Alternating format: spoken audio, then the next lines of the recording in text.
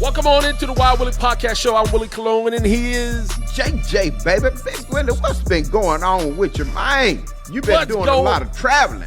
Yeah, JJ. I've been moving and grooving. I am down here in Mississippi. I am in my house. JJ is in his home. However, we have saw each other. Yeah. I did frequent, or not frequent. I visited, JJ's home here in Terry, Mississippi. It is a beautiful compound. JJ lives very lavishly. I think he likes to make it seem like my home is like all big and glamorous. Oh, yes, sir. It's beautiful. I have a beautiful home. But JJ has a very, very beautiful home. Very gorgeous. Very, very nice. So me and my children this past Sunday went down to JJ's house and we did a little swimming. And he had the whole gang in town in his house, so it was good. JJ, I want to always leave the floor open for you to catch up with you and everything you have going on. How the hell are you? You look good. Well, Big Willie, I'm doing damn good because we back today, and I told you, goddarn it, that it was going to be the Pacers and the Oklahoma, goddarn it, Thunders in the championship. But you didn't want to, you didn't want to believe me, Big Willie. And then, Big Willie, I text you, big baby, and you wouldn't even text me back. Big Willie, did you have your phone off? I just want to know, was it on silent? Was you tired? Could you not get to it? Was you charging it up? I know it had to be an excuse because you wouldn't have just left me hanging like that with y'all saying something. Because even when my Cowboys losing, I say something. So I say, you know what, Big Willie, it's been a long day. I know, goddamn it, he probably had to, take care of some business. Akeisha probably was gone. He had the kids. He wasn't around his phone. He couldn't got down and text me back. I knew it had to be an excuse, Big Willie, because I knew even though the Knicks disappointed you, like you say my Cowboys do, you had an excuse to reason you didn't even just relate to me and say, I hear you, little brother. Well, first of all, you're the old one, so it'd be you're older than me. I'm just saying. Listen, man, this New York Knicks team was amazing this year. And to see them lose game 1 and game 2 in the fashions in which they lost took years away from my life. Now, we tried to rally. We tried. And we made it to a game 6. But for us to get not even dominated, we killed ourselves. We played horribly. You being a Cowboy fan that deals with the heckling and all the nonsense people throw at you about your beloved Dallas Cowboys, I felt that. There was a lot of people who either along with Stephen A. Smith, he felt it too. Yeah, no question. But this was the interesting thing. Somebody I was reading, I like to read and kind of go through the social media stuff, and people I feel were divided. Either people loved the New York Knicks fans and what they were able to see, or people hated the New York Knicks and their fans like you. And I stated last time I was on this pod, this run and how passionate and how I guess bloodlust we are for wins because we haven't been to, I guess, a championship in 52 years. This wasn't about you guys. Everything that has happened along this series felt like it was like it's finally going to happen, right? And so when it didn't happen, it felt like somebody ripped out our hearts. So I went quiet. I needed some healing time. So yes, I saw your phone call and I saw your text messages. And to all my friends who support the pod and watch me, I saw your messages and I saw your phone calls. But I'm in a better place now. After game 6, I was not in a good place. And I'm still not in a good place because they recently announced they fired our head coach, Tom Thibodeau.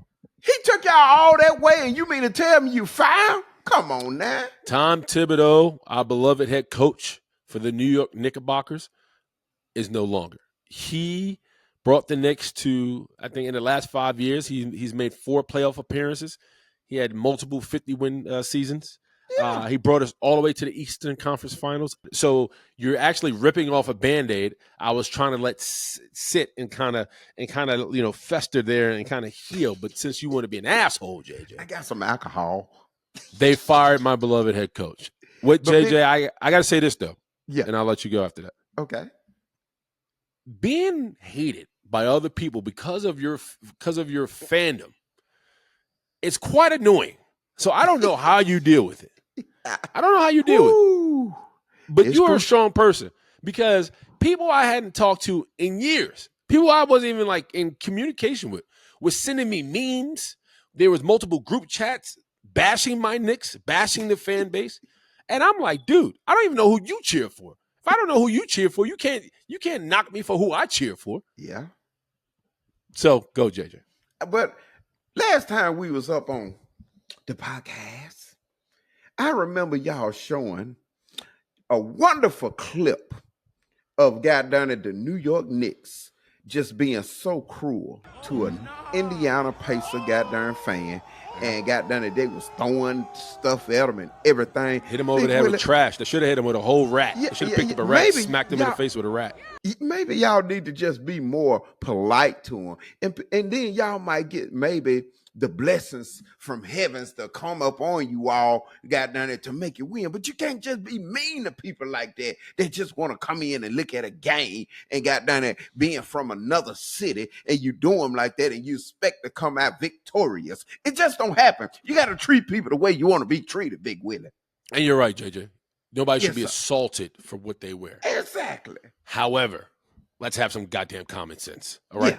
You were at the game, one of the biggest games of the series. The Knicks win, and you have the nerve to walk through 7th Avenue with a sea of Knicks fans wearing our rival jersey, and you think something or nothing's going to be said to you? Like, that's dumb. And then once again, you should never put your hands on another human being. Yes, sir. But you're asking for it. Yes. You're asking for it. So if you get hit over the head with a bag of trash, Yeah. I mean, be smarter.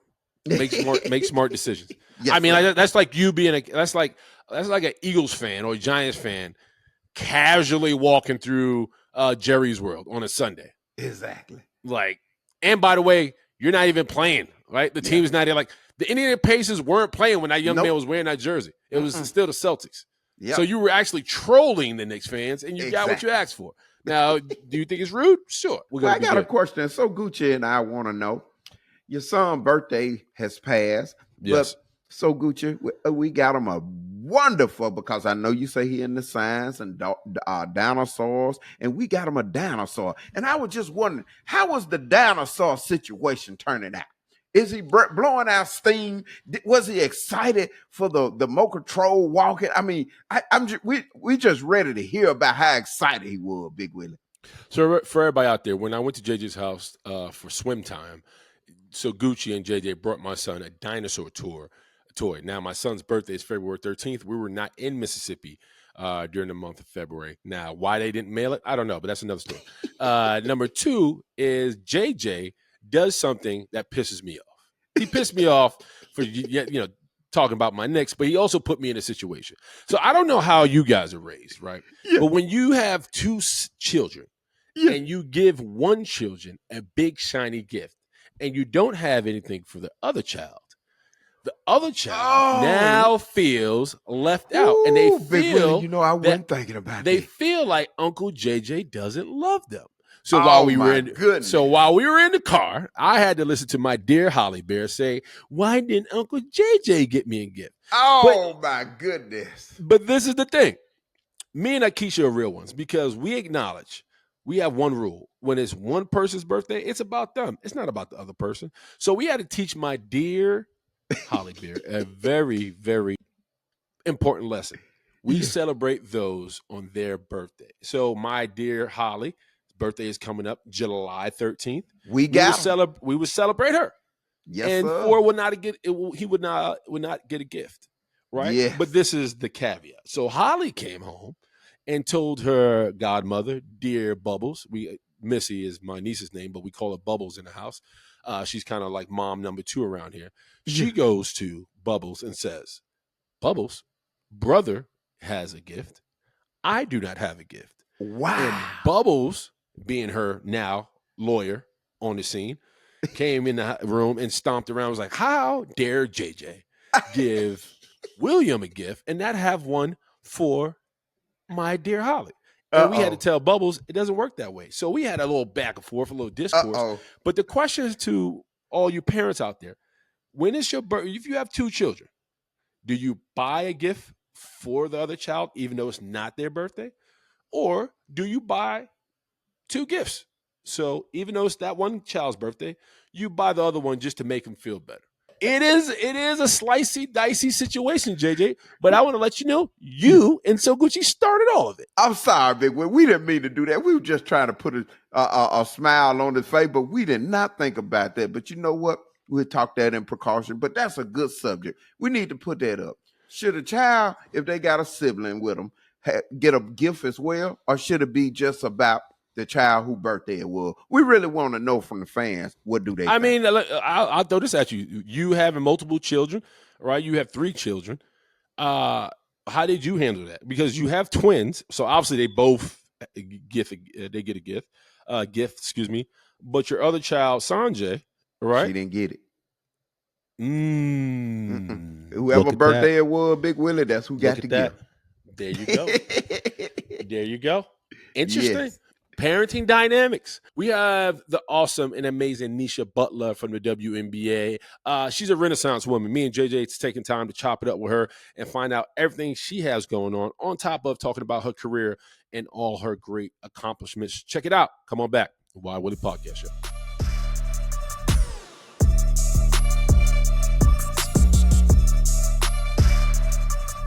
Now, JJ, I know you get sick and tired of New Yorkers, and so I had to double up. Now, for everybody out there who's been supporting me and JJ, I am from the Bronx, New York, and I don't feel like I get represented enough on this podcast, even though my name's on the podcast. And JJ, me and you have had some dialogue because the New York Knicks, they are no longer playing right now, right? But I Our told you. beloved New York Knicks have gone home. And it looks like there's some other things going on in the front office, and we'll get to that. But JJ, you have been very critical of the New York Knicks fan base. You have been very critical of New Yorkers in general. So I said, what can I do? What can I do to make JJ hate us even more? So I went into the GOAT Rolodex, JJ, I was looking through my GOATs, and I found one of the GOATs, Niesha Butler, yes, out of the Washington Heights, out of New York, storied career. I never have trouble starting an interview because normally I'm like, all right, this is what they do, this is what they say. All right, let's attack this. But this woman, JJ, is a Renaissance woman. She wears multiple hats. I mean, like, I have my Pittsburgh Steelers hat. This lady has a whole closet full of hats that she throws on her way out the door. Niesha not only played in the WNBA for the New York Liberty, not only did she play for Georgia Tech, go Yellow Jackets. Not only is she the New York career all-time scorer in points. Is that career, Niesha? Yes. For men and women. Yep. This woman is not only brilliant in the world of science. This woman is on TV. She's an analyst. She does it all, and now she's a CEO and founder of S.T.E.M. For those out there, it's a science, technology, education, arts, and mathematics. Is that right, Niesha? Engineering, arts, and mathematics. Yep. Thank you for the correction. Yep. So, JJ, I don't want to hear a damn thing out your mouth when it comes to New Yorkers. We got this. Yeah, man. I mean, Niesha is the bomb in all fields. And so whatever you want, we got smoke. We got the smoke for it. Yes, sir. I can't say nothing, Big Willie. I can't say nothing, goddamn it. You don't came in here, you don't double team me. You got done it, you just rubbed it in my face. But you rubbed it in my face with a beautiful young lady, Big Willie. So I can't do nothing but respect that right there, Big Willie. Now, if it had been another you on the other half, then I would have took that personal. But I can smile with this one well, right listen, here. she could beat your ass and my ass in basketball. So that I can believe it. Niesha, welcome to the podcast. Thank you. That was a hell of an intro. I appreciate that. Yeah, I love it. I got to say this, man. I'm honest. When I was combing through your resume and combing through everything you have going on, I was like, man, where do I start with this girl? Because there's so much I want to talk about, and it just shows you how God works. My daughter and my son were kind of doing what they do, and they both sat on my lap, and they were just like, "Who's that?" Yeah. And the first thing I said to myself was like, "Wow, there it is." Yeah. Your parents produced a Renaissance woman. Yeah. How? Yeah. That's a great question, and parents have been asking me that recently, but I am from the old school of parenting. My mom is Caribbean, and my dad He's an old school black man from the Bronx. Yes. So that meant getting up at 5 o'clock in the morning in the summertime. That meant, no boys. Like my dad I was the girl in the hood, but not in the hood. You know what I'm saying? Oh, Like I get it. my dad was right there. Okay. And I always tell parents because I didn't have a choice, right? But I love my parents, so I hear this, oh, you have to get children what they love and all this. No, they love you. And if I ever had advice for parents, is that my dad was able and my mother were able to coax me to do anything because I love them and wanted to spend quality time with them, and they poured into me. But it wasn't like I said, hey, dad, I want to get up at 5 o'clock in the morning of my summer. Yeah, I'm an independent 10-year-old. No, my dad was like, get up. My mom was like, I don't care how many points you scored. You need to clean the bathroom because those are your chores. You're going to earn this. So I had a very awesome childhood as an only child. I am loving. I have no sob stories here. I love my parents for who they are. I see the imperfection and the perfection. But I do say that should you want to produce a well-rounded child and high performing, it starts with love. And it does start with discipline. Like, I don't know what's going on right now because I deal with kids now. And I'm like, dude, like this kid is either my way or the highway point. It's a kid. As a kid, I'm a grown ass woman and these are the rules. Like that's how I was raised with love and laughter. And I reached out to Nisa a month or two ago. I said, hey, man, I have a son who's obsessed with planets, who's obsessed with dinosaurs, and I have nothing for him. Can you help me? And she was like, yeah, well, there's a place for you. But I think the bigger question is, man, how do parents not miss their window? Because I think you hit it right on the head. Your father said, no, at the age of 10, man, we're gonna get working. We're gonna get you doing things that's gonna be productive to your development. And so Mhm. I'm now in a space right now where I'm like, all right, my son's gym is obviously in science, right? Like right now he built a solar system out Wow, of some toys, and he's like, Dad, you see the sun? He can tell you all the yeah, little moons and the big moons, and he can go on and on. And so that's now great. I'm in that position where it's part of my anxiety actually as a father is like, man, Yeah, I don't want to miss this window because he's going to feel like Dad's not interested. He lives yeah, in this sports world, and yeah, two, I'm interested in this, and there's a disconnect. So right, people like you are extremely important because as I just throughout everything that you've been able to accomplish and continue to yeah, accomplish, one of the I guess avenues you've created with STEM is for fathers like me to yeah, put this kid in a gym that they are familiar with. right, Where did right. that come from? Yeah. So my mom had me at 15 years old. You know what I mean? She's an immigrant family. We're from Puerto Rico and Aruba. And Mm. she just was determined to not let it happen to me. So she threw everything at me. And then when my father came in my life, he provided the security and the structure, right? So my mom at that point just had me read a lot. And through reading, I was exposed to different things. And my parents, I have to say, they weren't afraid to not be experts in things I showed interest in. So they were just like I built like I love that your son did that because I love the planet. I loved astronomy. Like I thought I was going to space. Like back like I was like she's like okay. So she bought me a globe. She bought me it was like this planetarium set. You know what I mean? And then the next day I was like oh I love animals in the water. I was like okay well let's go to the zoo. And like they didn't have a lot of money, but anytime I had interest in stuff, they either threw a book or they went to a free event or they gave me a Lego set. Another thing that my dad told me, so there's a question that you were under the age of like 12 or 13, he said I was very open to everything. He said around 12, 13, I started having my own ones and lights. He said, so the window is, I think, maybe 4 or 5 to like 12, 13, because I don't really know if I said I like basketball or did they give me the operation table and I liked it. Did we play Monopoly? Like, I'm like, you know what I mean? Either way, they just kept throwing stuff at me and stuff I looked. If I did it more than twice, they doubled down on it. If I asked more than twice, you know what I mean? They did stuff. Well, I like how your dad did, Nisha, because for one, I was the same way with my girls. And, I have 3 girls that are identical twins, and the oldest, their name's Star and Sky, and the oldest is son Jay. And they didn't have time enough to do anything. And I always say, it's an idle mind is a devil workshop. And I had them up on, I don't know if you ever seen it, but they was up on a show called Bring It with the Dancing Dolls, one of the most popular shows. They was like number one show out of the top 100s Oh on wow! Lifetime Congratulations! and internationally Oh, known. that's awesome. Yes, and it was plenty of times they wanted to Yeah. give up, quit, talk about dad, I'm tired, can I not go to practice? And I didn't believe in that. I'm like, no, ma'am. I say once you are I mean, when you get old enough to make your own Yep. decisions, then you start making, get out the house, then you make decisions on your own. But right now, while you're under Right. dad house, it kept them and they made a career out of it, just like what you did. And my thing is, uh, by you getting into the basketball and everything like that, did you have brother, cousins, or something that got you in the feel of it?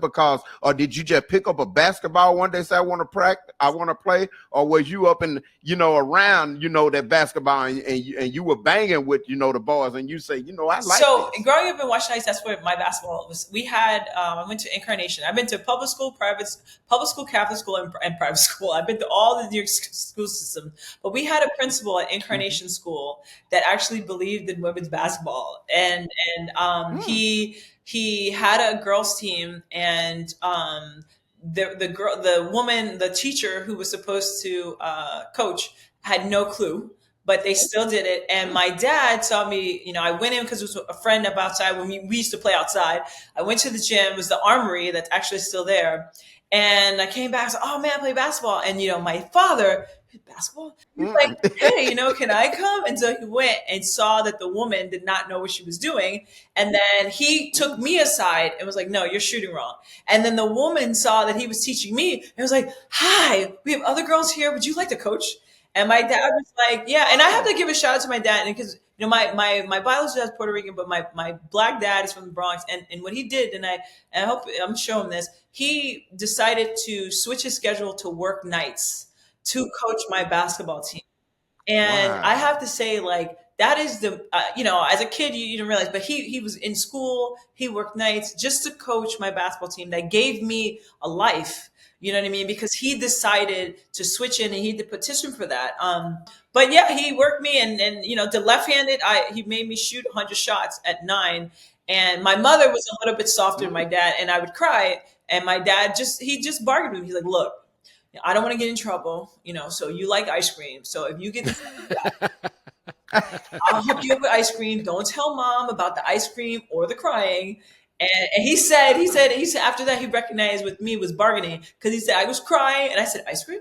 Oh, ice cream, ice cream. Like, I got you. Yeah. And then that has been kind of the thing. He made it fun, like, as long as mom didn't get in trouble, I did my chores, we were good. You know what I mean? So that's how I got into JJ, basketball.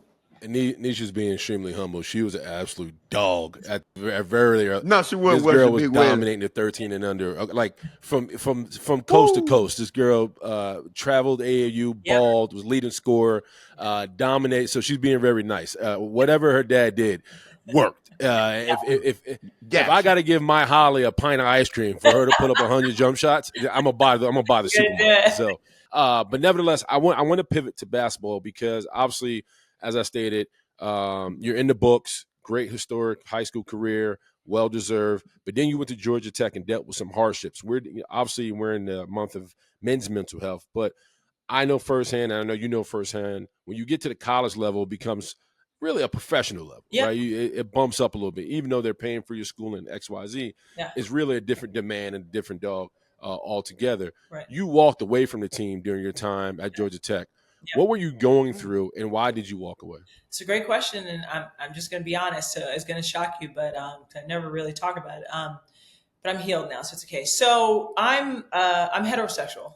I've always been that way. Gotcha. And the new coach that came in wasn't.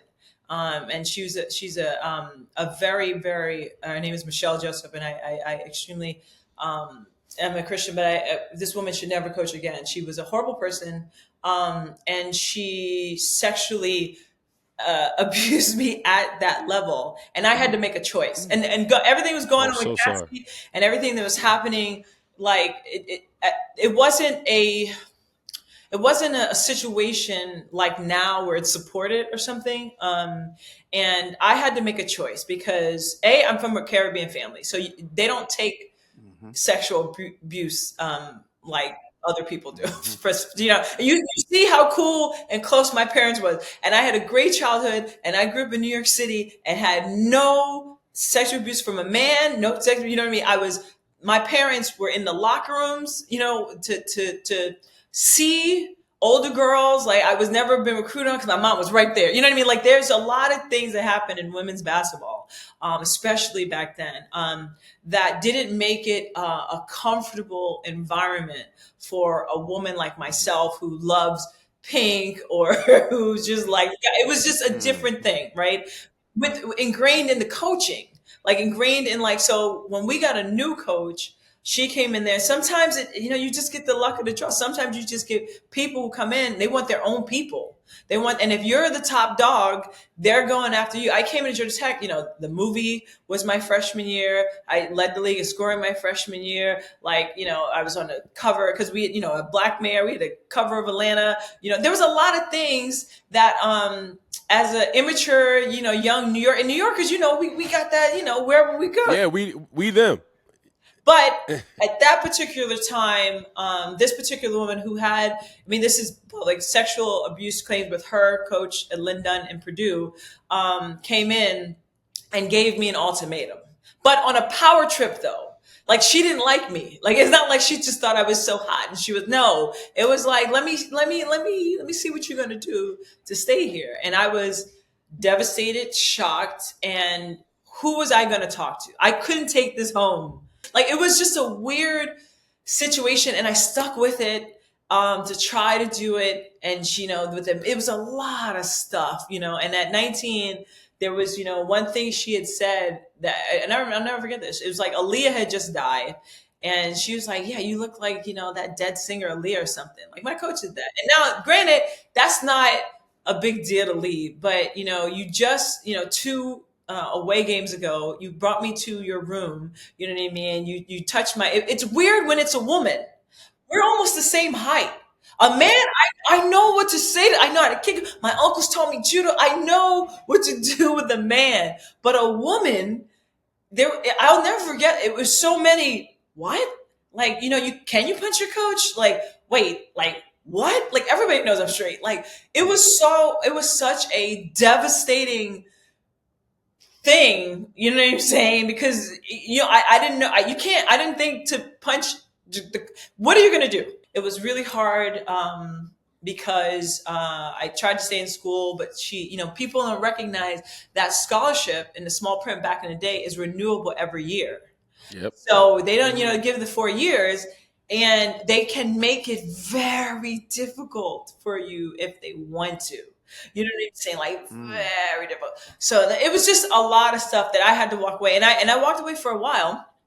You know what I mean? I walked away for a long time. So I know that's I don't think you expected that answer, but that's the truth. No, I asked. Yeah. Listen, if you ask the question, you got to be prepared for the Yeah, answer. yeah. So, Everybody, one, I thank there's a you. big gap, and Yeah, no, I just appreciate you being vulnerable and honest about it. It's not something easy to talk about. yeah, So it's real, and I just realized that, you know, one, college sports, everybody's experience is different, right, wrong, and different, and people go through a multitude of things. yeah, Being played at Hofstra, I seen guys who were held at a high pedestal, and then guys who were left for dead, right, and they kind of had to figure themselves out and kind of make it out there on their own. identity, yeah. And then I also look at your career with now going into the WNBA.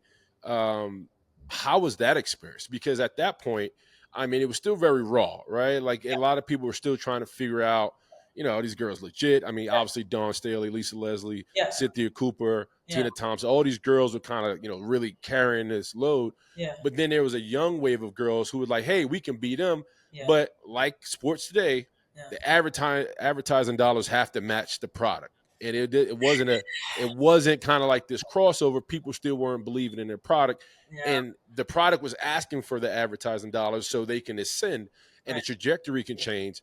That's obviously a different story right now. Right. But can you talk about your Yeah. your path into the WNBA? Yeah, so to two things. So I actually had a homeboy, J Dub, that played for the Knicks that was working out IMG Athletics in Sarasota. So he knew he knew everything that was going on. You know what I mean? He was like, "Yo, take your time." I left with backpacking across Europe for a little bit. I had to get my mind right. Gotcha. And then IMG didn't have a girls program, and Joe Abunasar.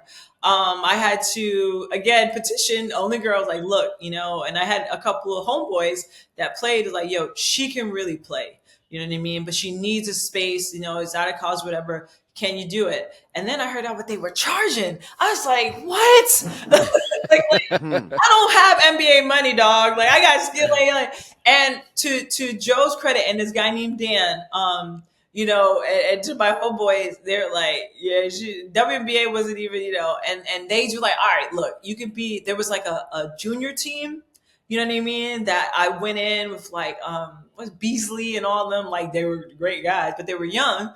And they're like, you can play with them, and then we'll do some individual training. And I was able to do it, and I was nice. That was probably one of the best in shape that I ever was. And then I went to Phoenix, tore my damn quad. Oof. And as you Whoa. know, a quad is a real injury. It's everything. Is it came back, rehab that, went back again, was with DeMar Johnson. Why was he reaching midcourt? Broke my nose, and like this place, it's still kind of broken, but broke my nose. Then they told me I had to wear a mask. Then I missed that. I come back the next time, and I was with the Liberty, and Richie Adubato, coach, Richie, yeah. is a good guy. And if you ever read his book, and this is weird, so he goes to Arizona because my agent at the time was like, yo, this is girl, whatever. She's like, well, if she comes in and she works, I tried out, I killed. In his book, he writes, I don't understand why Carol Blazowski cut the point guard, Niesha Butler, at that point in time. Carol was friends with Michelle, who knew each other from back in the day, like the basketball circuit, whatever. That was the old coach, whatever. And I come into camp, I'm ready to go. I have purple sweats. I'm killing. I'm killing. And Hmm. I'll never forget, like I was there a few months, and she cut me. You know what I'm saying? He was like, "What?" Like Tommy Hilfiger was interested in me at that point in time. Like I had Mm. Nike already. Like it was like he was like, what are you doing?" You know what I mean? So how I'm going to answer your question about the marketing, and now that I'm a business owner, I think that finally the WNBA is understanding that they're not a product like the NBA. Mm. They have to be a more product like tennis. You know what I mean? Like golf or something like that. Whether it's right or wrong, we're not here to debate this. We're here to get these women paid. And they finally are trying to capitalize on what makes women special. And that's the fact that we're women playing a sport. For the longest time, these Dawn, Lisa, they're ambassadors, and our hats go off to them. They were there as an ambassador sport, but they weren't catching on because it wasn't a product to be sold to specifically to their demographics, right? And this is they didn't do the entrepreneurship numbers. And I told this to David Stern before, I was like, dude, you gotta, I was trying to tell him, and what he told me was funny. I told him my idea. He's like, I don't know why they're not hiring you, whatever. And he said, yeah. And I was like, why did you start it? He started WNBA because he said we didn't want to lose female fans. Hmm. He was like, I was so shocked by that answer. I was like, what? It wasn't because you wanted equity? No. It wasn't because you're about to support women's sports? No. He said, my Hmm. product is the NBA, and women like the NBA. Now, I want as many women looking at the NBA. I don't want to lose women that look at the NBA because they think we're a sexist, organization.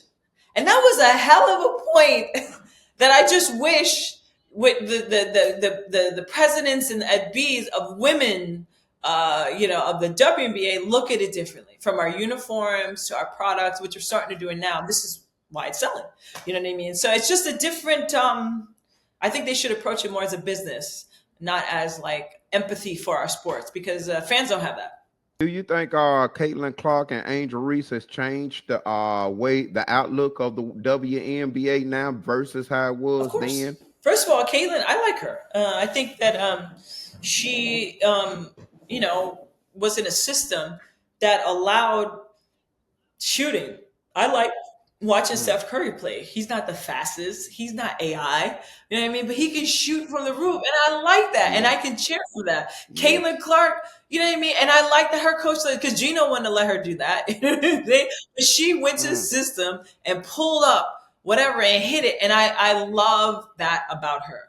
You know what I'm saying? Angel Reese, Mm. I think it's a little unfair because as a basketball head, that's not a really good comparison. But I do like Mm. the rivalry, and I feel like I like that people who don't even like women's sports or women's basketball are talking about that nonsense. You know what I mean? But it's not a 1-to-1. Angel is a power forward center. Like she's not even, and Right. she's more of a like Yeah. rebounder. I mean, she's not even a guard. You know what I mean? And I'm glad you Mm-hmm. said that, because I Yeah. do think ever since going back from their college days, the rivalry feels forced, and I Yeah, think it was more of a grab to push the sport forward. It's like, hey, we got this young white Midwestern yeah, female, we got this tall black sister, yeah. and let's just create this an infusion where now, if you're not a fan of the sport, you're a fan of the drama, Right, right? exactly.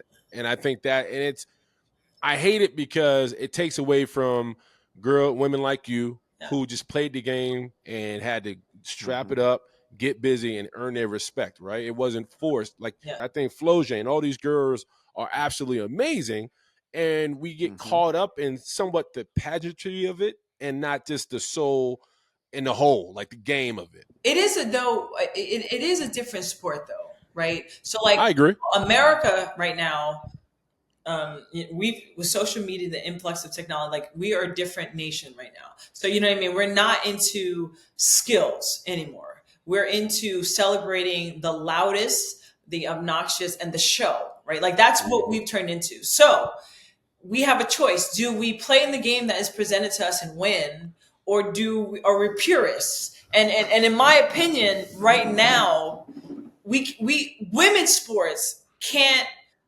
survive being purists. You guys can. You know what I mean? Because first of all, you have the history, you have the years behind real skills and excitement just off of whatever. Like I mean, and I say AI because he's a perfect example. Like it didn't matter how like non-marketable he was or whatever. He was just so good, you know. And so his Mm-hmm. game was the show. You know what I'm saying? Like he wasn't great at all off the court, but he just spoke to a lot of people. You know what I mean? Women, unfortunately, in basketball, we don't have that luxury because it simply will fizzle out. You know what I mean? Because no one is looking for backdoor, 5 passes, missing left-handed layups on the left side. Like no one's looking for that. So how people came to my games, and this is what I feel like, they were invested in me. Right. Mm. And so when I busted somebody else, whatever, Mm. they were like, no, I know this girl. She's in New York. I know. I seen her. She's in the hood. Like they were like, and that's what makes women women. You know what I'm Right. saying? Like, and we can't Yeah. like deny. I'm not. Listen, I play with enough men to know that you guys are stronger. You guys are quicker. You guys are just. I mean, the level. I mean, I know it's like funny. I never have any issues with the NBA or like professional man because they respect my discipline and like my hustle. You know, it's the weekend warriors that we have problem with. So my ability to respect a different, greater product does not diminish my style because I learn off that. But I have to Sure. recognize that it's a different, you know what I mean? Different beast. Different Right. Yeah. interests. You know what I mean? There's players on the Gauchos that can bust my ass every single day out the year, and they're on the bench, and nobody's gonna play to see them play, and they're better than me by far. But no Mm-hmm. one's, Yeah. they'll come, Yeah. you know what I mean? So that, and that's the reality of it. And I think if more women understood that, then we could be on the level of a Serena Williams. I think the tennis has done an excellent job. I do want to pivot because we're running along, and I know you got to go. Uh, let's talk about STEAM for every young child who's thoroughly involved and thrilled with science. Mhm. You've created a platform where they now have a home, and I think most parents, Mm. like myself, are looking for their homes in their community, like yours, the one you created. Yeah. What are some of the obstacles that you have dealt with or continue to deal with when trying to get these kids to not only find a home, but get more people to invest in that type of home or that type of platform? Right. So I'm going to be critical of my community for right now because I have like numbers to finally support the findings, right? Because sometimes when you graduate from Georgia Tech, most of my friends are engineers. You think it's normal, it's actually not. My issue that I'm having is that I go into CS 55 in the South Bronx, PS 58, right, and the poorest congressional district in the nation. I asked Yeah, my neighborhood. them what they want to be. Asked them what Wow. they want to be: basketball player, football player. So I'm like, all right, you got the poor. First of all, they're -5 feet tall, but that's not the point. The point is their focus, their drive, and their support in their homes are these with a 99% failure rate. 99% Mm. failure rate, and we're wondering why other ethnic areas, ethnic people are surpassing us by far. It's because it's not cool in the household, it's not cool in the neighborhood.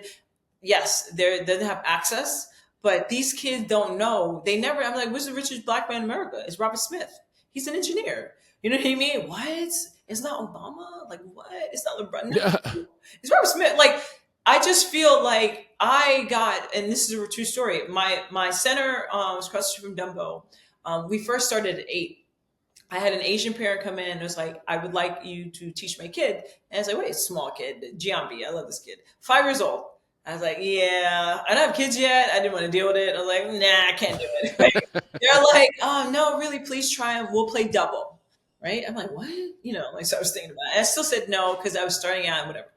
He got a group of parents, Asian parents, right? They said, look, we'll pay you double. We want this class. You know what I mean? We want it here. And we're in the neighborhood. We simply can't. And they weren't rich, but we simply can't go and travel. You know what I mean? And get them in time. Would you please reconsider? They looked me up. They knew my history. They're like, please, I was like, of course. Okay, give me a month. I'll figure it out. Right?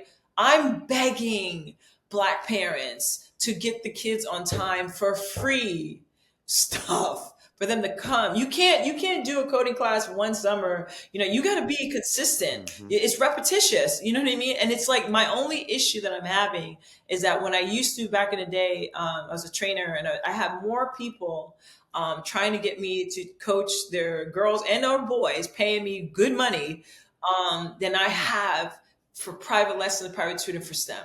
I realize it's the ego in the parent. It's so much of our ego and our Mm-hmm. own perception and our vision of what we want our kids to be. And I got to be honest, I grew up like that, right? Like my mom obviously cared about my education, so did my dad. But there was a different sense of pride I felt when they acknowledged my accomplishments on the court or on the field. Right. Right. So as a kid, when you feel that, you're like, oh, so this is the way I should be going. Right.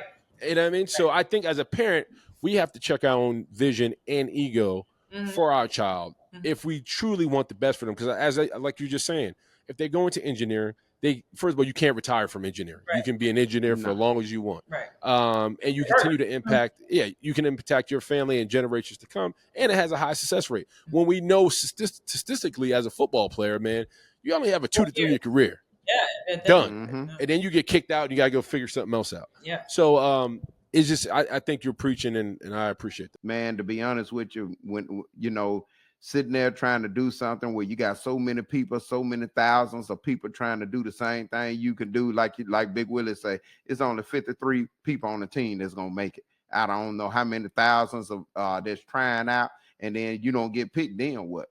And what you teaching, you get education. You can go however long you want. You can make money. That's something that's gonna stay with you a long time, and that's a blessing that you even got the patience to do what you're doing. We need more, people out there, that's teaching, a system and guiding, children in the right direction of what you're doing. And, that's a blessing right there. Thank you. I think one of the things, sports is great, but it's only in our communities that we think is the end all career and not extracting the awesome. Like the fact that I played ball gave me confidence, kept me, multitasking, teammate, like sports has a lot of things. It's just an overwhelming majority. Like most of my kids are affluent and most of them are white, Asian, and Indian. And I always ask every kid because I'm just curious. None of the Jewish kids, none of the white kids, none of them say, I want to be a professional athlete, but they love ball just as much. Mm, they're an mhm. agent. They come in with the short. They love sports just as much as all of our kids.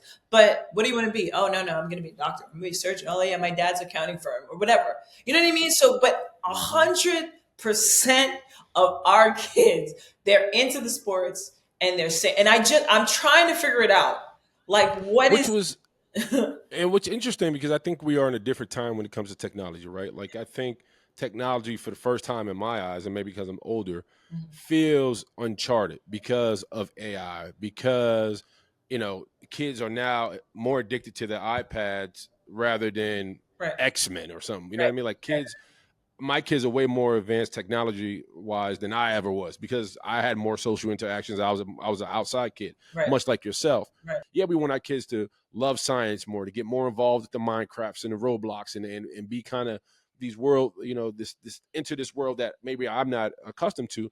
But at the same time, it makes me cringe when I see young men can't pick up their eyes and have a conversation. Yeah, I cringe when I see young ladies who, and at a kitchen table, can't pick their head up and engage with their own family yeah. because they're so locked in on their phones. What is your advice, I guess, to parents who say, yeah, I want to tech, I want my kids to be involved with tech, and I want them to go on to do great XYZ, but I'm losing the human aspect of them. I'm using the human side of them.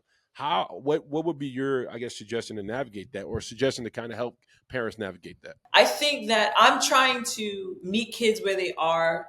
And the fact that I've asked them what makes it sexy. What makes it sexy, quite frankly, are people like yourself. Because the fact I go in a room and they say, "Oh, you play in the NBA," or they're like a homeboy of mine. They're talking because I have a lot of boys, and sometimes I can't like boys will listen to me, but it's really important for them the black boys to see like an athlete come in. I have all athlete comes in my center and they don't know nothing. They're like, "Oh, what, you built that? Oh, that's dope. What? Like, you think that's cool?" You know what I mean? Right, right. Like with Mm. kids, and I'm just learning it, but these kids these days, and it's weird, but they need constant reassurance and constant like repetitious confidence. Like, it's a weird thing because I don't feel like we grew up on that so much. I damn sure didn't.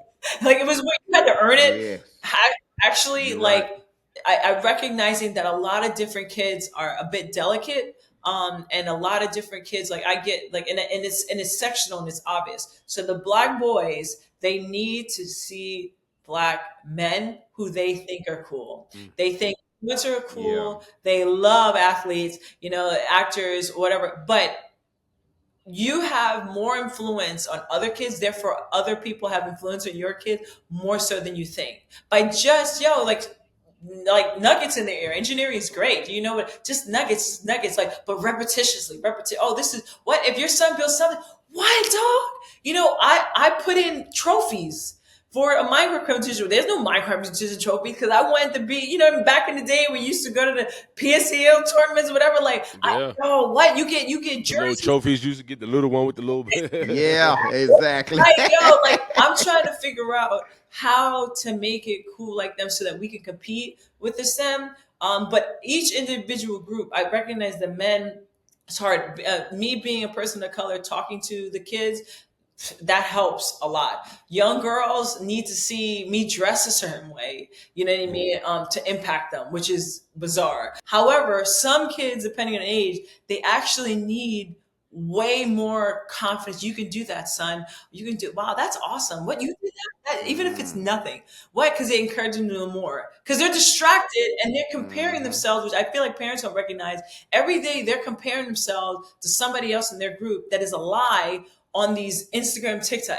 The kids are better, smarter, prettier, have this and that. And it's just a weird over, I think, stimulation. So, again, my parents cut it off for a certain part of time, but when they cut it off, they did make it fun. It wasn't just to cut off the cut off. Like, we went camping, we did fishing, you know what I mean? Even if I didn't like Right. it, at least I was exposed to it. So I just suggest, I mean, you're cool because his friends, as he gets older, are going to think you're cool. So you got that a little bit older. But if it's, I think going to the Microsoft store, putting him in camps and stuff where his kind is there, you know what I mean? Doing that kind of stuff, I think, is really important because if he sees other kids do it, he'll start doing it, and then we make competitions like that. You know what I mean? So I just think that like that's all you can do. Just make big deals out of stuff. You're Right. surprised how. I want to get you out of here, and once again, thank you for giving me your time. I know you're busy. It's been talked about it. You've talked about it. Uh, you should have been the lead actress in Love and Basketball. You were Yes, you I were didn't beat know that, out Big by Willie. Sanaa No, Lathan, I and wasn't beat out by Sinai Lathan. Actually, okay, they get me together, straighten me up. What happened? no. So, and I get it. You know what I mean? So I was on spring break. Spike called. Spike's like, yo, man, okay, we have something for you. We want you to read for it. Like, my mom pitched Spike like 5 years before. So I'm Oh like, wow. okay, you late. You know what I mean? Anyway, flying me out to California, I auditioned and flying out several times a week. I got the part. However, at that point in time, my coaches were cool with it because they said that they would film it during the summer. Then the athletic director came back and they said the NCAA heard, what you're going to be doing. However, you cannot because you've been be deemed a professional. So if you do Oh. go, you will be ineligible to go. And I'm the first person in my family to graduate from a 4-year college. You know what I mean? So my dad was like, no. My mom was like, well, George, just think about it. But so what happened was Gina went back and said, no problem. We'll pay you per diem. It was something per diem. So Gina literally had me staying in her home because my mother was like, you have to stay, you know what I mean, with her. That's how we got close and stuff like that. So then after that, they literally said that I couldn't do the movie because I would have to not go to school. Even if they paid me under the table, I would be owning a movie and it would lose my amateur status. So. Oh, thanks for the Then they strategy. won it. Now, so I did a great job. I mean, who could they say? Wow. Oh yeah, the person who plays ball, Niesha Butler would have it. Yeah, she can't do it. No, they had to promote it, but I did get that part. I did get the part actually. I'm So gonna Okay. get you out of here. Before I get you go, give me a minute. Pump everything you got going on your social media, and we'll say goodbye. yeah, it's at Niesha Butler. Very simple. All my social media is just my name. But yeah, check me out. I mean, I'm coming out with a new company. Oh, okay. So hopefully, getting into a bunch of, how it is, entrepreneurship stuff. This is my passion, but definitely getting kids into STEM and STEAM, especially in our neighborhoods, I think is really the way to go. So thanks for shining a light on that. Remember, you guys, I'm telling you, you guys have way more like push and pull like to get these kids and make it cool than you think by just mentioning it because they think they think you only represent sports. If you guys say that engineering is where it's at, I think it'll do better. I'm I trying to love that. That'll work. Niesha Butler, thank you once again on the Wild Willie Yes. Podcast Show.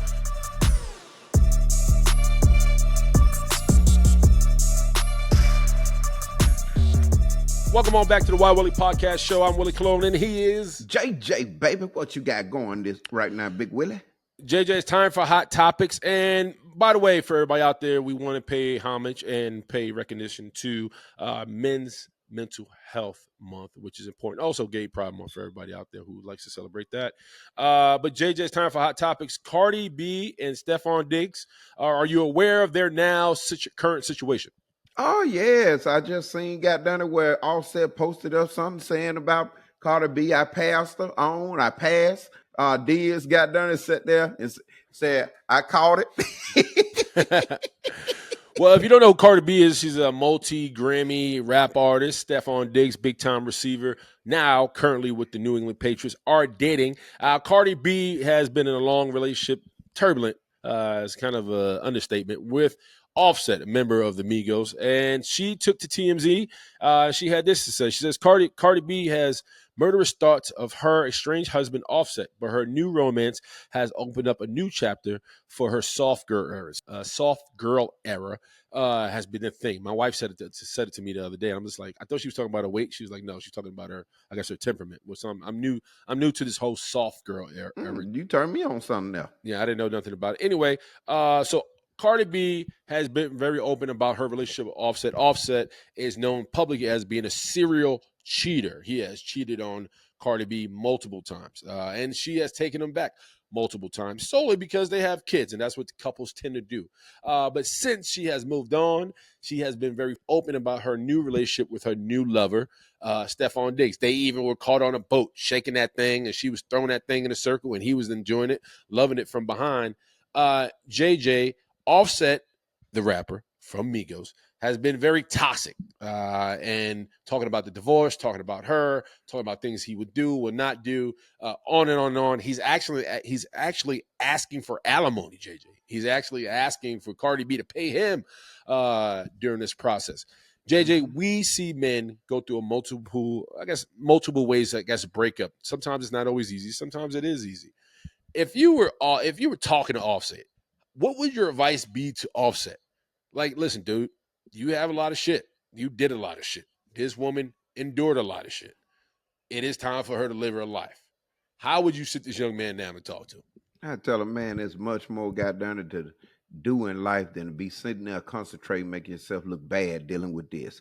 Move on, goddamn it. Don't goddamn pour gasoline on the goddamn fire. Matter of fact, if it's some things and you got some dirty laundry out there, ain't no need of you trying to throw somebody else dirty laundry out there, goddamn it, that you trying to get them to see when your dirty laundry goddamn it smelling kind of bad itself, because you only goddamn it just making yourself look worse and smell even badder. So I would tell him to focus more on his career, because it don't look good, Big Willie. Especially when you sitting there and you trying, I don't know if you know this or not, but you want custody, and you want her to pay you alimony, but you want the kids to stay with the mama and her to be with them. Now, Big Willie, that's kind of confusing to me, because if I got custody and I got down there wanting to pay alimony, ain't the kid supposed to be with me? Well, I think it's this, and maybe you can help. Like, I have been, women have left my life. They've broken up on me, right? And some of it was my fault, some of it wasn't.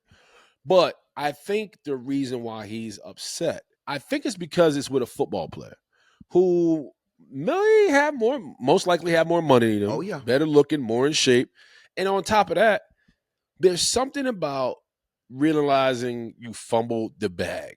And I think Cardi being 32, Stephon Diggs being 31, me realizing I got married at the age of 34, and me realizing that all the mistakes I made up until my marriage made me a better husband for my wife.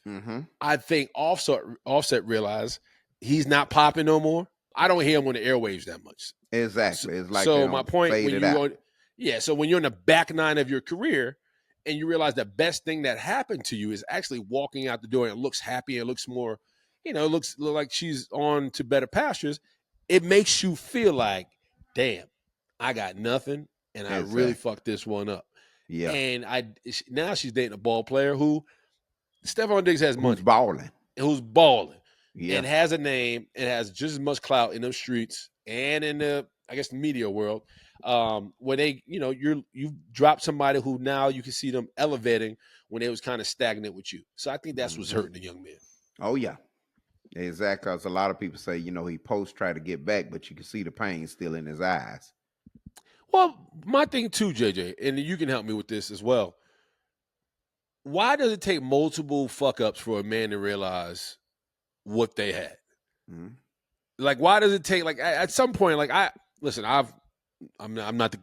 definitely done my dirt, so I'm not gonna sit here and say I'm the cleanest man, but I will say that when you realize you have something as valuable as you think as you say to the public, why can't you stop? Why can't you get right? I agree.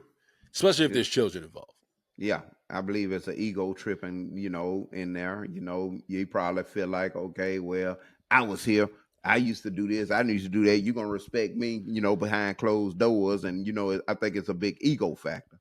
I remember one point, because it was public again, and Cardi B once again puts her business out there. She was, I don't know if Britt can help me with this. Maybe she can find the footage. When I think one of their early breakups, she was on stage performing, and he walked on stage with a bouquet of flowers, begging her to come back. And then, like, 2 weeks later, she got back with him. My point is, if you make a public comeback, or you make, like, if you break up with your lady and you make it public that you want her back, you only come back if you really mean it. You know what I mean? Like, Yeah, like that's now you now you making a buffoon out of your whole relationship if you go Mm-hmm. back to doing the bullshit you were doing. Because if you really didn't mean it, or if you did mean it, you wouldn't go on stage and get it back. You'd be like, "Listen, I'm sorry. Let's figure it out." But you Yeah. went on stage in front of the world, and then the woman still brought you back. So Yeah. he's a dumbass. JJ, moving on, it's mental health, Men's Mental Health Month, and I want to talk about it on a serious note, man, because I read up on this and I didn't think it was real. So that I guess men can go through menopause too. Did you know that, JJ? No, never heard of that, Big Willie. You There's another. have you ever been on menopause, Big Willie? No, I don't. I don't. Big No, I Willie, don't are have. you sure? You said that too eagerly right there, Big Willie. No, I'm saying that men go through midlife crisis, and this is what I'm trying to hit on. If there was a point in their life where they feel like they was in the best shape of their life, usually in their midlife crisis, they try to get back to that shape, and that's Okay. another sign that you're going through a midlife crisis. And Or so I was, motorcycles. or a Corvette. Yeah. Okay. Okay. I'm with you now. Yeah, they try to get things that made them feel youthful and exuberant. Okay. So Okay. I had to look up the definition of what a midlife crisis is. It says a midlife crisis is not an official psychological disorder, but is a common phenomenon where individuals face a turning point in their lives. For men, this time is often marked by the realization that they are aging and they may begin to reflect on their accomplishments, relationships, and goals. Some men feel a sense of dissatisfaction, Mm. dissatisfaction, excuse me, with their current situation, fearing that their best years may be behind them. JJ, once again, we started the pod, and I had to let you know that you are older than me, so I'm going to lean on you for this. Do you think, or have you been, or are you going through a midlife crisis? Big Willie, I'm just living everyday life like goddamn it. I mean, my mom always told me when you get in your fifties, goddamn it, that's when you goddamn start living, goddamn it. So Big Willie, I still feel the same way that was goddamn it when I was in my 20s. I ain't gonna lie. I'm running goddamn it about 4 times a week, Big Willie. I feel good, goddamn it, Big Willie, and I never stopped from what I was already doing. Then I'm not still doing that. For any man going out there who's looking at this pod, and we thank you for your viewership. How do you know if you're going through a midlife crisis? Well, here we go. I'm gonna rip them off. It says dissatisfaction uh, with career or life choices, right? Desire for change or new experiences. It says some men may develop a strong urge to make significant changes in their lives, such as switching careers, buying a new car, or moving into a new location. That's one way. It says increased focus on appearance and health. That happens a lot. You see that guy who's 50 who maybe had that body like a cupcake. Now go get the steroids and HGH, and now they come back looking like a 25-year-old male. Feeling of regret or nostalgia. That's one way. Emotional instability or mood swings. Increased risk of, it says increased risk taking behavior, doing dumb shit pretty much. Withdrawal from relationships. JJ, reading some of these symptoms, I may feel like I may be going through a midlife crisis. I do I too. I I feel do. like That one you about that one you was talking about when you said mood swings. yeah, Yeah, Big I Willie. yeah, When I I go don't through get all of enough, them. goddamn, I get a mood swing.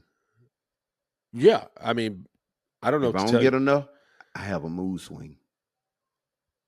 JJ, I got something for the first time last night, But and it but if changed you my didn't get mood. it, don't you go through mood swing? Yeah, You I go got through darn right. severe. I get cranky, You and I know you I got get darn real cranky. grouchy. Me too. I get grouchy too. I get that.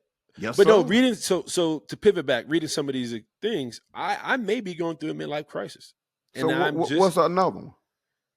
well, some of the things like feeling of the for some reason, obviously, I'm very entrenched in my kids' life, and I'm always thinking about ways to make them better, and we can be better as a family.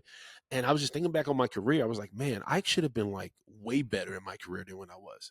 Huh? And yeah, there's some like Big I'm did Willie, you that. got all kind of headlines out there, But and JJ, this is the thing. When I was playing ball, I was in survival mode. I was always thinking about one. I always in my mind felt like I wasn't good enough, and I was always trying to I was always trying to like be the standard, right? When I look at a lot of guys who have accomplished careers, one thing they did or mastered during their playing career that I know for a fact that I didn't do, nor that I even pay attention to because I felt like, I was big bad Willie Colon, was taking care of themselves, right? Like Mm. when you think about a well-rounded athlete, it's not doing your job on the field is probably 45%. The Mm. other half is getting sleep, staying away from the bullshit, staying drama free, being more entrenched into and more, invested in your job from a mental standpoint. Because listen, 80% of the league, 80% of football is from the neck up, Mm. right? The rest is physical. And I look back like, man, I should have had my in bed. I should have had my ass in bed. Mm. I should have been eating a lot better. I shouldn't have been drinking. James Harrison, who we had on the pod, he didn't get to, like, I asked him, I was like, man, when did you notice the turn to you being a defensive MVP? He goes, when I stopped drinking and I stopped partying. And he said, because I realized as hard as I was working out and as hard as I was, trying to be the best I could be on the field, I was also doing the same thing on the streets. I was burning pretty much both ends of the candle. And when I think about my career, I should have played 15 years. I should have played 15 years because I had the passion, I had the fight, and I had the love for the game, but I didn't protect the game. So I regret the fact that I didn't do the necessary things to keep me on the field because I had back-to-back IRs. So when I think about little things like that, man, I kick myself because now I don't drink, right? I eat a lot better. I work out more. I actually get sleep, and I'm more productive. But then there's some Mm. things I'm like, man, then there's the other side, like, man, I had a hell of a time.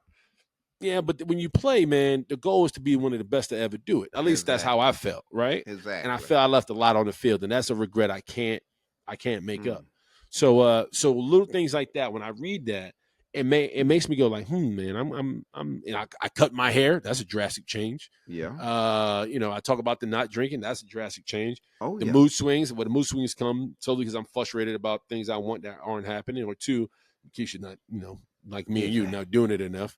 I So understand. when I kind of go through the checklist, I'm like, I may be in a midlife crisis. So it's just something to ponder. And for everybody out there, man, every man out there who feel like they're stuck in the road, you may be going through something, Mm. and you may have to say, you know what? One, acknowledge it. Two, go seek help. And three, be patient with yourself. We talk about that a lot on the pod. So, Exactly. yeah. So that's why I had to bring it up. I was like, man, I think I may be going through something and not even know it. You know what? A lot of men probably don't know they are, going through menopause, because they don't know the definition of, what menopause mean for a man. So it's good that you brought that up right there. Yeah, and the age range is from 40 to 60. Mm. So with me being the ripe age of 42, JJ being, I don't know, 50, 51.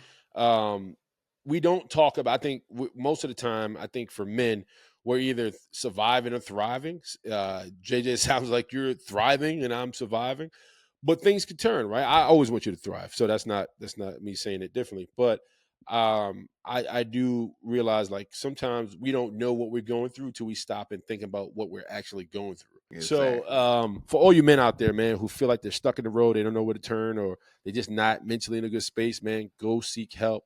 Go find somebody to talk to, because I tell you, the times I have done therapy, life shifting. It Hmm. cleared a lot of trees out the forest for me.